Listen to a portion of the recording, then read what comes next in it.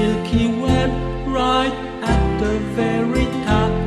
She wove and she spun, and when the web was done, the itsy bitsy spider rested in the